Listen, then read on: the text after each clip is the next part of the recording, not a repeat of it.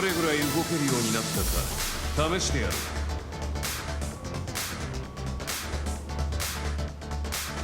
殺すつもりで撃て。その覚悟見せてもらおう。Fight!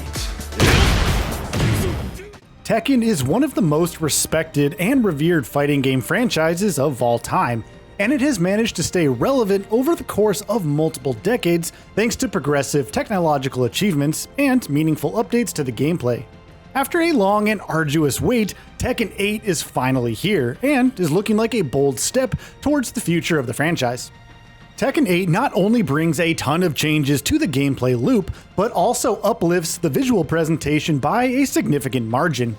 While that is to be expected from a release gap that spans almost 7 years, it's always interesting to really zoom in on the nitty-gritty details and take a look at what's changed under the hood. With this feature, we will be doing a comprehensive graphical analysis of Tekken 8, comparing it with what came before, and also talking about performance metrics. Tekken 8 vs Tekken 7 Game Engine and Overview.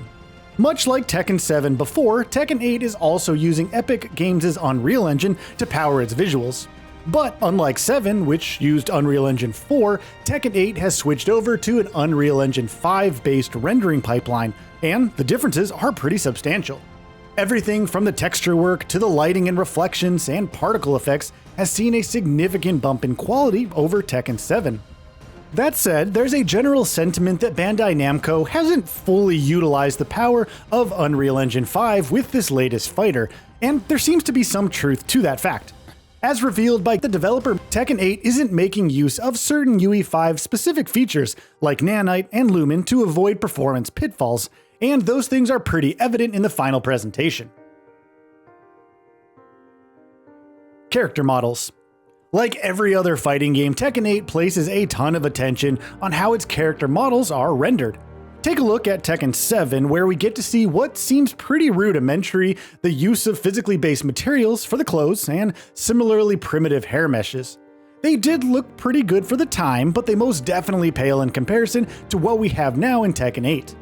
Thanks to a switch to the PlayStation 5, Tekken 8 has a ton of graphical horsepower to play with. And the developer makes excellent use of that added luxury to create character models that are brimming with details on every front. The skin meshes are beautifully complex with a high poly count, and the physically based materials on the clothes have a lot more detailing than before. In addition to this, there are also several improvements on the hair physics front, with hair strands both looking and functioning in a realistic manner.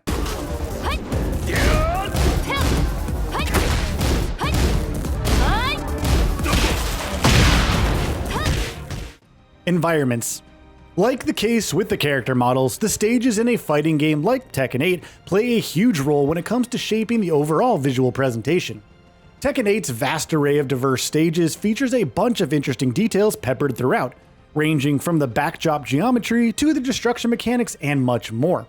Take for instance the starting stage, where we get to see several volumes of smoke rising in the background, a police vehicle set ablaze on fire, and a bunch of rubble, which all adds a lot of detail to any given stage. Asset quality in general has seen a major bump, and there's also a significant improvement in how distant objects in the stage are rendered, which now have a lot more detail than Tekken 7 and look a lot more convincing as a result.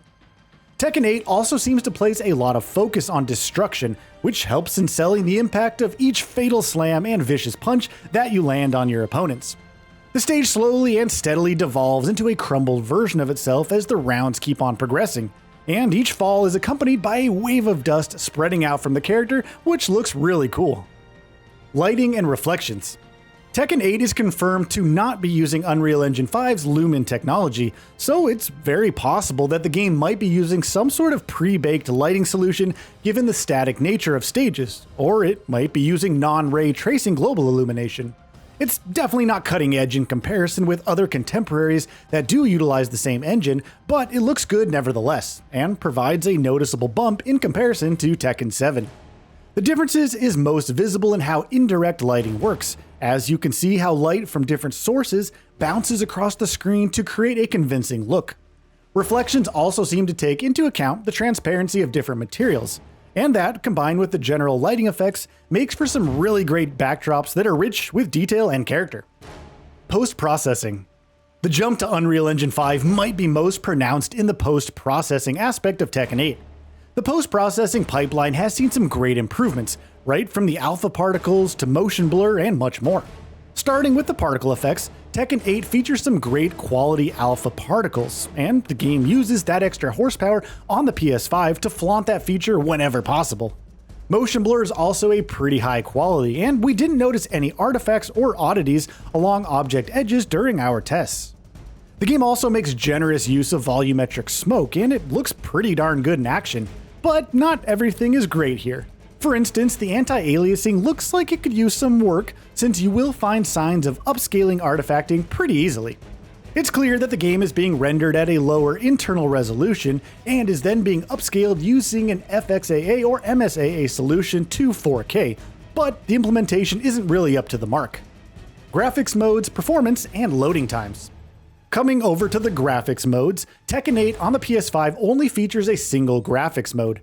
As previously mentioned, it internally renders the game at a lower resolution and upscales it to a target resolution of 4K, while keeping the frame rate target of 60 FPS. While having a 30 FPS fidelity mode wouldn't make much sense in a fast-paced game like this, the developer could have also gone for a secondary performance mode that runs at 1080p or 1440p with 120 FPS. Now, circling back to the start of the feature where we talked about how Tekken 8 doesn't use UE5 specific features such as Nanite or Lumen, those cutbacks were made with the perspective of maximizing the performance. And we think it's safe to say that performance in Tekken 8 is rock solid for the most part.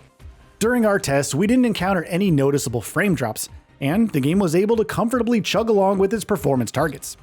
Tekken 8 also makes good use of the PS5 SSDs to quickly load in assets, and loading times are pretty snappy across all modes. It takes a couple of seconds to go from menus to gameplay, which is definitely a big step up from Tekken 7, which could take almost half a minute for the same job. Get ready for the next battle.